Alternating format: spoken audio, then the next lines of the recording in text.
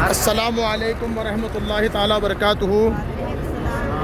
یہ وہی پہاڑ ہے جس کو غار کیا بولتے جبل ثور بولتے ہیں، اسی میں غار ثور ہے۔ یہ بہت زیادہ کیا بولتے ہیں ہائٹ میں نہیں ہے، فلیٹ میں تھوڑا ہے، اس طرح سے آپ جا سکتے ہیں، اوپر چڑھ سکتے ہیں، ٹھیک ہے۔ یہ دیکھیے پہاڑ ہوا وہاں پہ آپ کو جو نظر آ رہا ہے، یہیں پر میرے آقا علیہ السلام تشریف لے گئے تھے۔ اگر کوئی جانا چاہتے ہیں اس جگہ پر جہاں پر میرے آقا خود تشریف لے گئے، تو ہمیں چاہیے کہ ہم وہاں پر جا کر کے وہاں سے فیض اور برکتیں حاصل کریں، کیونکہ ہر ایک کو ایسا موقع نہیں ملتا آنے کا۔ اگر موقع مل گیا آپ کو تو انشاءاللہ وہاں جانے کی کوشش کریں، جیسا کہ ہمارے اس گروپ کے اکثر لوگ غار حرا اوپر چڑھ کر کے آئے ہیں، الحمدللہ، سبحان اللہ، اللہ تعالیٰ ان کو سلامت رکھے۔ لہٰذا اسی غار میں نبی پاک علیہ السلام تقریباً 3 دن تک یہاں پر آپ آرام فرما رہے، اس پہاڑ کو آپ نے شرف بخشا۔ اس کے بعد پھر آگے کا سفر آپ نے طے فرمایا۔ آگے کے سفر کے طے کرنے کے بارے میں آپ کو بتاؤں گا۔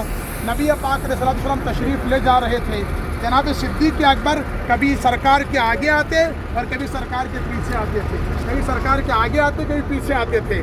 نبی پاک علیہ السلام نے فرمایا کہ اے صدیق اکبر، آپ ایسا کیوں کر رہے ہیں، ساتھ ساتھ چلیے، آگے بھی آتے پیچھے بھی آتے ہیں۔ تو صدیق اکبر کہتے ہیں آقا، جب مجھے خیال آتا ہے دشمن آپ کو سامنے سے حملہ کرے گا تو میں چاہتا ہوں کہ دشمن کا پہلے میں مقابلہ کروں، میں اس کا مقابلہ کروں اور آپ پر حملہ نہ وہ کرے، اور پھر میں آگے چلتا ہوں تو پھر مجھے خیال آتا ہے کہ پیچھے سے حملہ دشمن کرے گا تو میں پیچھے آ جاتا ہوں۔ زور سے کہیں سبحان اللہ۔ یہ شان ہے جناب صدیق اکبر کی۔ تو لہٰذا جناب صدیق اکبر رضی اللہ عنہ ساتھ میں ہیں۔ اچانک ایک شخص آتے ہیں جن کا نام تھا سراقہ۔ سراقہ کے بارے میں آتا ہے کہ 100 اونٹوں کے لالچ میں جب لوگ گھومے سرکار کو ڈھونڈنے کے لیے، سراقہ بھی آتے ہیں۔ جب آنے کے بعد نبی پاک علیہ السلام دیکھتے ہیں، غور سے سنیے گا، سرکار دیکھتے ہیں، دیکھ کر کے فرماتے ہیں اے زمین، سراقہ کو پکڑ لینا۔ اتنا کہنا تھا، سراقہ زمین میں دھس گئے، کتنا گھٹنوں کے بل کچھ دھس گئے زمین کے اندر۔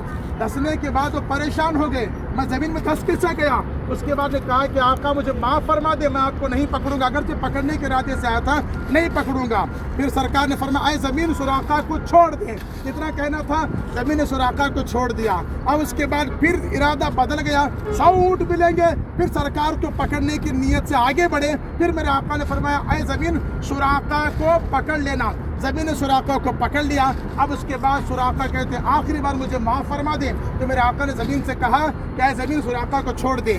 اس سے پتہ چلتا ہے اللہ تعالیٰ نے ہمارے آقا کو ایسی طاقت دی ہے کہ زمین بھی سرکار کا کہا مانتی ہے، سبحان اللہ، اور زور سے کہیں سبحان اللہ۔ لہٰذا اس کے بعد فرماتے ہیں کہ سراقہ کہتے ہیں آقا، آپ بخوشی آپ تشریف لے جائیں مدینے کو، میں یہاں کے لوگوں سے کہہ دوں گا، اور جو بھی ڈھونڈنے آ رہا میں کہہ دوں گا کہ میں ڈھونڈ لیا ہوں، یہاں پر کوئی نہیں آئے ہیں، میں دشمنوں سے کہہ دوں گا۔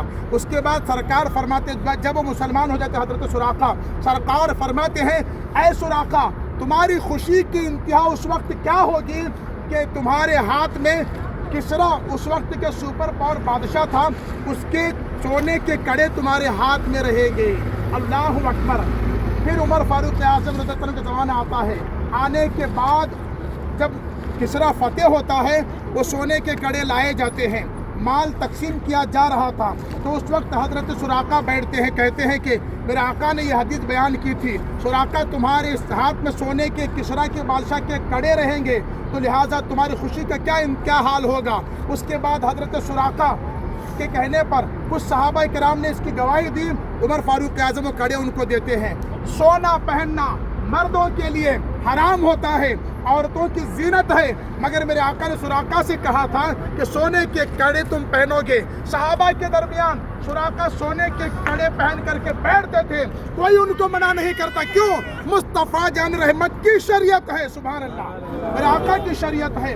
تو لہٰذا اس کے بعد سرکار تشریف لے جاتے ہیں۔ راستے پر ایک عورت ملتی، بوڑھی مائی، جن کا نام تھا ام معبد جن کا نام تھا، ان کے پاس جاتے ہیں۔ ایک بکری تھی جس کے تھن میں دودھ نہیں تھا، جناب صدیق اکبر بھی وہاں تھے۔ میرے آقا نے فرمایا کہ صدیق، اے صدیق، ان سے پوچھنا کہ کیا بکری کا دودھ نکال لیں؟ تو اس عورت نے کہا کہ جس بکری کے تھن میں دودھ ہی نہیں ہے، ہم یہاں پر بھوکے سوتے ہیں۔ تو میرے آقا نے فرمایا کہ تم اجازت دے دو۔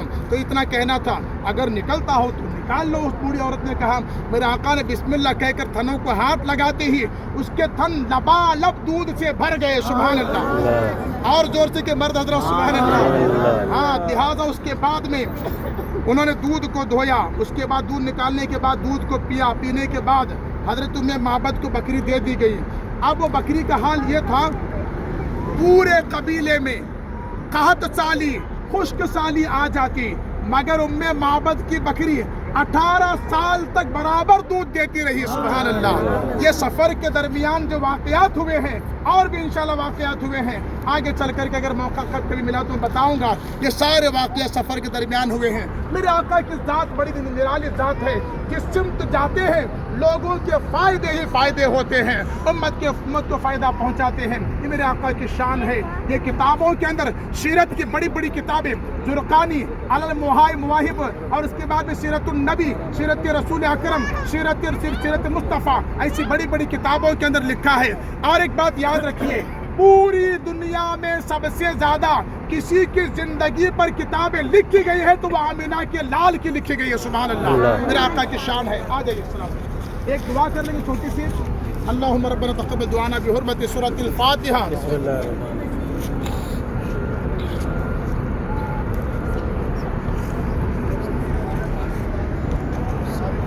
یا ربنا یا ربنا یا ربنا یا ربنا یا ربنا یا رب العالمین یا رحمان یا رحیم یا ستار یا رحمان یا اللہ. پیغمبر اعظم صلی اللہ علیہ وسلم کی ہم سب کے حاضری کو قبول و مقبول یا رب العالمین. پیغمبر اعظم صلی اللہ علیہ وسلم اس پاک کو آمین. آمین. ہم سب کی عمروں کو قبول و مقبول. آمین. ہم سب کو بار بار مقبول کی حاضری نصیب. آمین. جو مومن مسلمان یہاں نے کہ رب العالمین خواہش مند تمام کر سفر کا مسافر بنا. آمین. سلام کے رب العالمین رکنے کے صدقے میں ہم سب پر خصوصی فضل و کرم عطا. آمین. انہوں نے دعا کے لکھاؤ کے دعاؤں کو قبول و مقبول عطا. آمین. انہوں نے نہیں کہ عمل ان کی دعاؤں کو قبول و مقبول عطا. آمین. ہمارے سور کے صدقے میں ہم سب کا خاتمہ ایمان پر عطا. آمین. اللہ تعالی فی القرآن المجید ان اللہ و ملائکتہ یصلون علی النبی یا ایھا الذین آمنوا صلوا علیہ وسلموا تسلیما. اللهم صل علی سیدنا